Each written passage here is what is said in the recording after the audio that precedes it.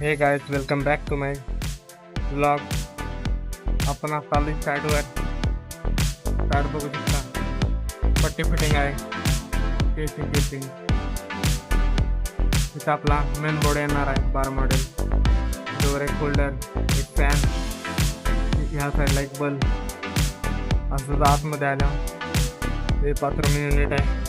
तिथं आपलं बेसिंग, त्याच्यावर एक पॉईंट तिथून सगळं बायपास मारले. आज जाऊन तिथं डक्ट आहे व्हेंटिलेशनसाठी. इथे एक मोटरला पॉईंट द्यायचा. इथं एक वर बलाला पॉईंट. तिथं याचा स्विच बोर्ड घ्यायचा आहे, 2 स्विच.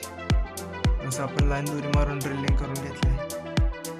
असंच आत बेडरूममध्ये आलं की इथे आपण पॉईंट एक घेतला आहे, इथे एक सेंटरला घेतला आहे. असं ठेवून मेन लाईनसाठी होल मारलं. इथं खाली 12 मॉडेलचं बोर्ड आहे. तसंच वर इथून जाऊन फॅन. तसंच आतमध्ये गेलं की ह्या साईडला किचन आहे. इथं आपण बऱ्यापैकी ड्रिलिंग मारून घेतलंय. इथे येणार आहे आपल्या फ्रीजचा बोर्ड. तसंच वर इथे एक पॉईंट द्यायचा आहे लाईटचा. आणि इथे एक पॉईंट इथून सरळ खाली आलं की इथं एक मिक्सर, इंडक्शन वगैरे. परत ह्या साईडला एक ॲक्वा वगैरे द्यायचा आहे. सरळ तिथनं ड्रॉप घेतला आहे. असं आडवं येऊन वर फॅनला घेतलं आहे. आणि ह्या बायपास मारलं आहे. बायपासमधनं मेन लाईन आत.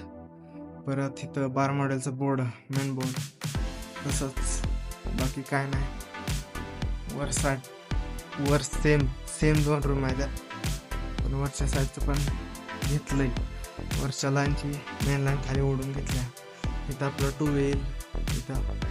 आणि ह्या साईडनं आपण अशी पट्टी मारून तिथं इन्व्हर्टरला पॉईंट. सेम तसंच वर 2 रूम आहेत. बऱ्यापैकी काम आपलं संपत आले.